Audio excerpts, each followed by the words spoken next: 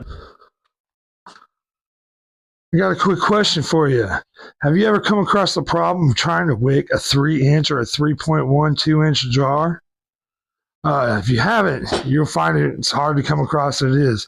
Go ahead and look up in all the blogs and everything. People are going crazy. They don't know if it's too small to do a double wick or if it's too big to do a single wick. If it's going to get 3 inch flames or it's going to get over hot. We just don't know. But I have figured it out. It's going to be 0.648 ounces, so we'll run it for 0.65. Turn on our scale, weigh it out, zero it out. All right, we're going to go 0.65.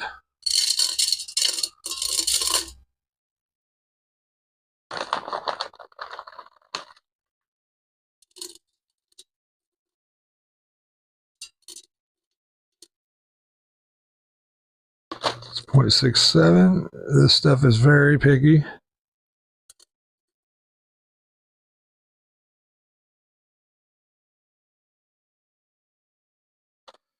All right, let me send it out a little better.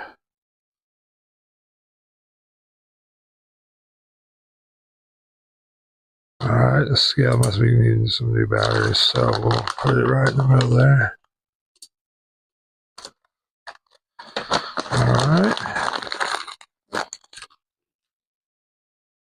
Probably need to get some more batteries in my scale or get a better scale. Most of the time I do micros, I do it on this scale, but I didn't have my little cup out. All right, so we're going to tar it. There we go, it's tared. And now we're going to do, oh wait, no, yeah, we're going to go ahead and do two batches. I forgot we're doing two batches, actually. So, go ahead and do another 0.63. So we're doing a batch of 2 candles.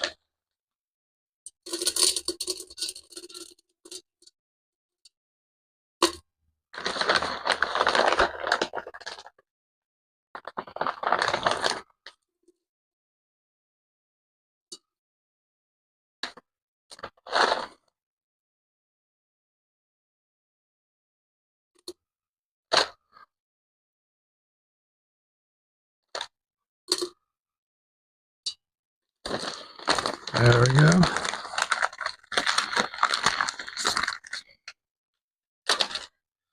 Now we got 0.63 twice. Now this batch of 2 candles also calls for a, was it 12.315 of BW908.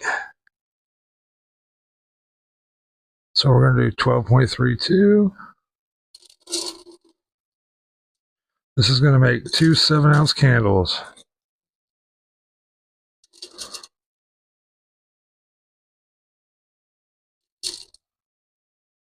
Now, you gotta be definitely wear your gloves when you're messing with BW908. This batch isn't as bad as some of them, but they are very sticky, very oily. That's why I add the beeswax in. All right. And feel free to, once you do this and you get comfortable with it, experiment a little bit. You probably never want to add more than 5% of beeswax in there, but you can put a little less. And another video, I'll show you how to add in some other additives that aren't too expensive that help with the burn flow and the creamy opaque tops and the jar adhesion. All right. So we still got more scoops to go.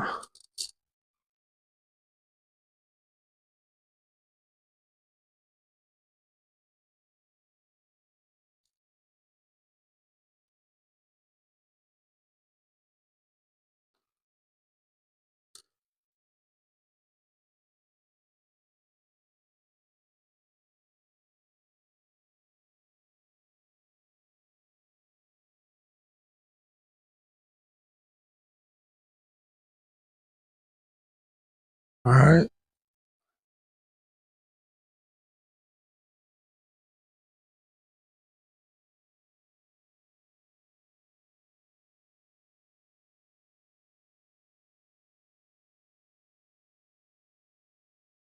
There we go.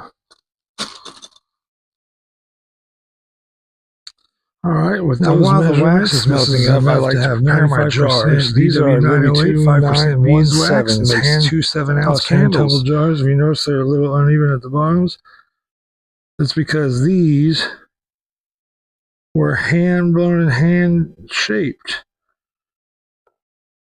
They are Libby 2917s. Now, as you can see, I've got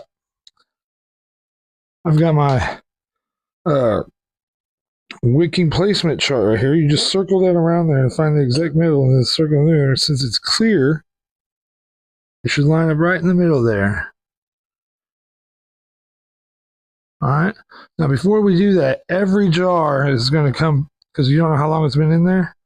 See that? That's shards of glass. There are no broken jars came in my package, or my crate of 24 of these, but you can see there's little shards of glass in there. So it comes from the factory and stuff. You got to make sure to spray it out with alcohol, get all the dust out, all the debris, all the glass. Get it out nice and good. All right.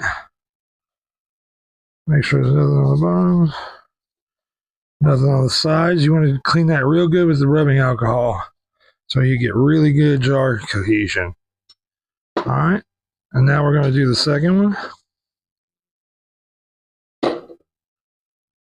All right.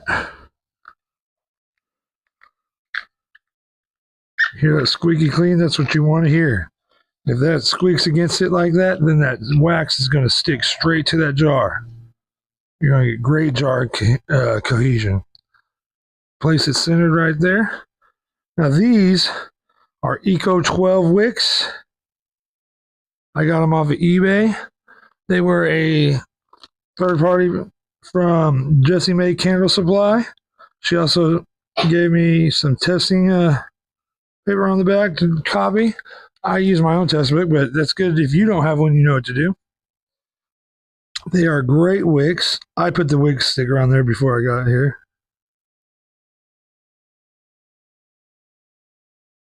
See, full size.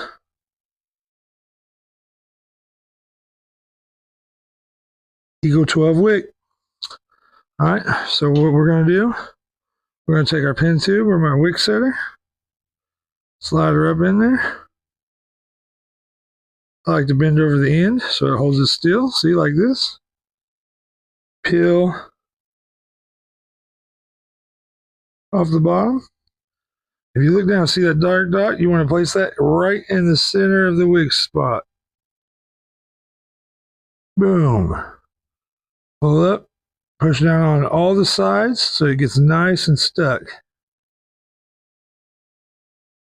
All right. Now we're going to do it to our second jar. We're going to load, bend. We're just going to place that right in the center again. There we go. Push down on all sides. There we go. And now our jars are prepped, ready to be poured into. Now the wax is still melting. You got my fragrance oil right here. You definitely want to use fragrance oil on glass because it'll stain and seep through plastic in the pores. I like to use chemistry grade glass, so that way it's not porous or like cheap glass. All right. Now that I've got the wax on my warmer on level 3, you'd have to find it the right temperature on yours if you're using a wax melter, if you're using a pouring pot, if you're using a double boiler. Either way, melt it at a slow rising temperature. Do not try to melt this quick. I've got this on level 3 on mine out of 5. And as you see, it's ready to go. Now this will take a little while. This could take up to 45 minutes to melt this much wax down. But you got to let it go slow. The reason why you got to let it go slow is so that way it homogenizes right. When it separates, the molecules separate out and the waxes can mix and blend together perfectly. and then fuse with that fragrance oil at 185. I'm going to slowly rise this up to 185 total, and then I'm going to add the fragrance oil in probably about 182. All right. Now that the wax has gotten up to around 185 degrees, we test it with our meat thermometer so we get an exact reading. I like to stir it around. Don't touch the metal part with it.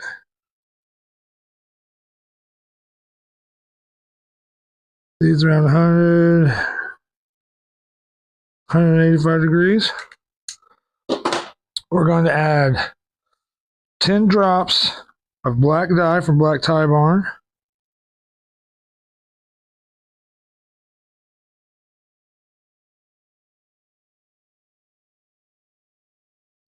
There we go.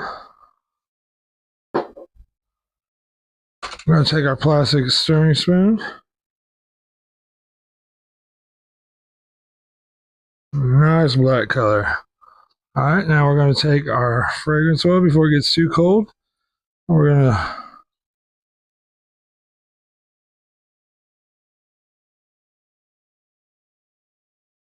there you go. Make sure you get all as much as you can, all the drops. We're going to stir it for 2 minutes slowly like this. I like to go in the S pattern, back and forth.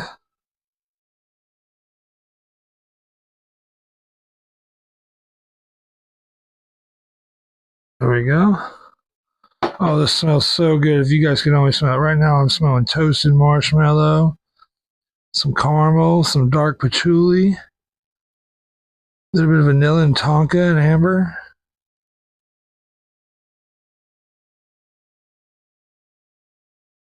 There we go. And we're going to sit here and we're going to stir this for 2 minutes.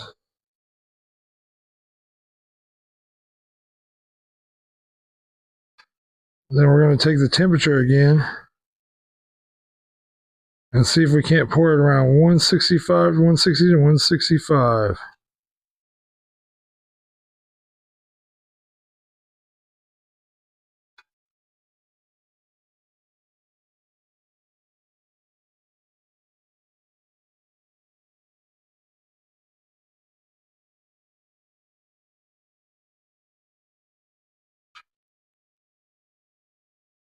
There we go.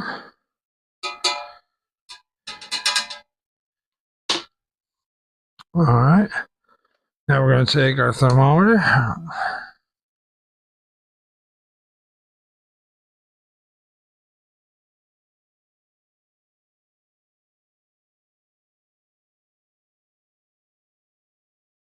All right, looks like it's perfect temperature. All right. Slide you over here. We are going to pour it on top of this cooling tray so that way the bottom doesn't collect the heat and we can get a really good jar cohesion. Smooth top, no sinking.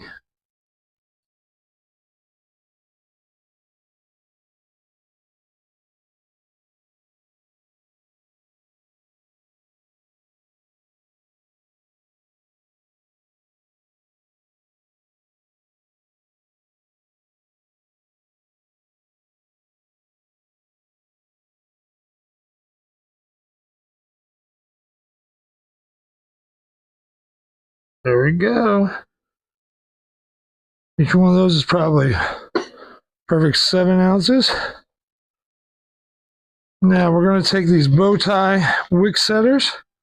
Now there's a certain trick to these. If I was double wicking them, I would set it upside down and I'd pull the 2 double wicks in, but I'm going to do that for a different video. Since this one is a single wick, we're going to put it on this side because see, that's not perfectly centered in the middle. It's kind of offset.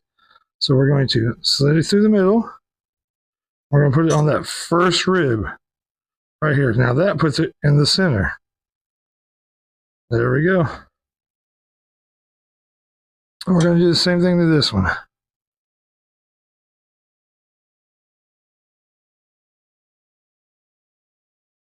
You push down on them slightly like this, they'll center out perfectly. And from here now, we just have to let them cool for several hours and come back and check out the tops. All right. All right. So now we're back. It's been the cure time for several hours now. I waited about 5 hours for this batch. Get to this point, come and check and see what we would have. You see, that's the only blemish is right there by the wick, because when it pulls, and that's only happened because it's kind of cold in the studio here. But do you see the jar cohesion?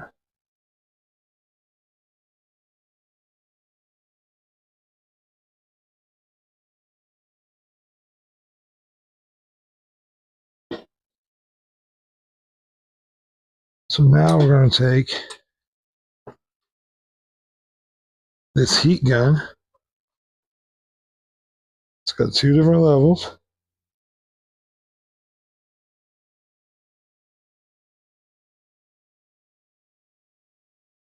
All right, I'm just going to run it across the top, and it's going to perfect it. Now, it's only because it had a rapid heat cool. I'll heat the job a little bit.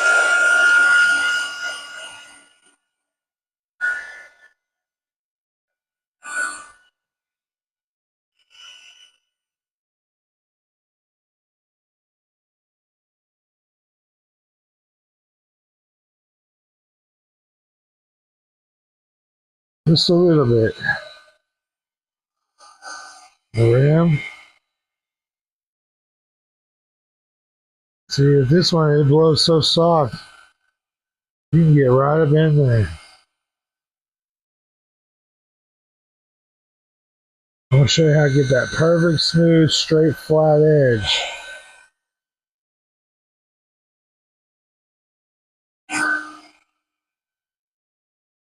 No splashing, no ripples, no waves. You hear that a little bit of an angle, just a little bit.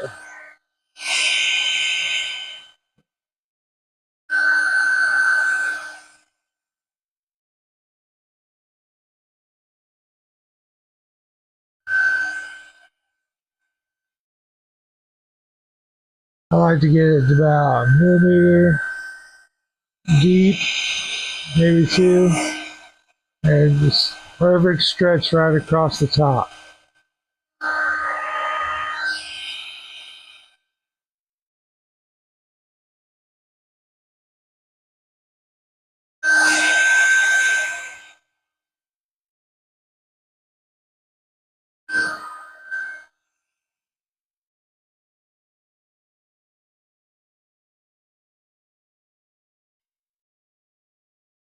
There we go.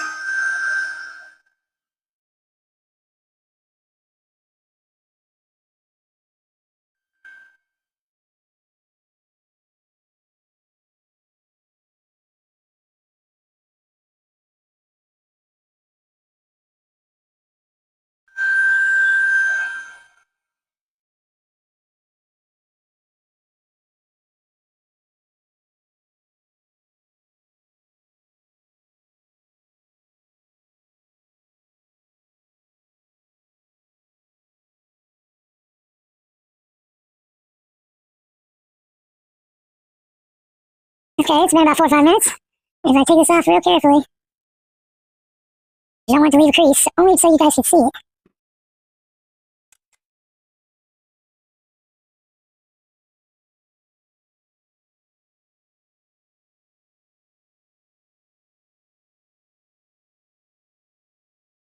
All right, now I'm going to take my wire cutters, and I'm going to cut them. And they don't have to be exactly the 1/4 inch. We can give them a little about 1/2 inch right now, because they're still going to have to cure for a week.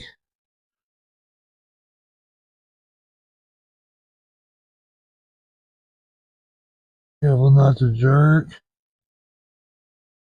There we go. I like to take my fingertips and kind of bring back the wick to a shape.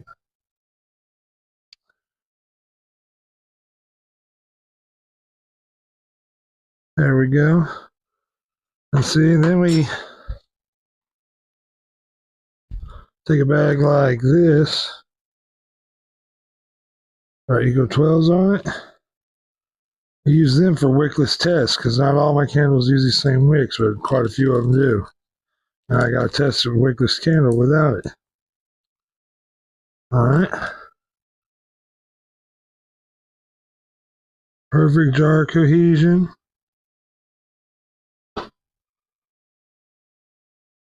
Perfect jar cohesion. In fact,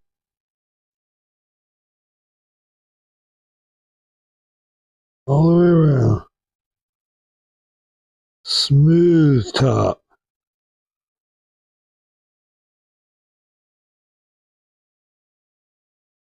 It's going to harden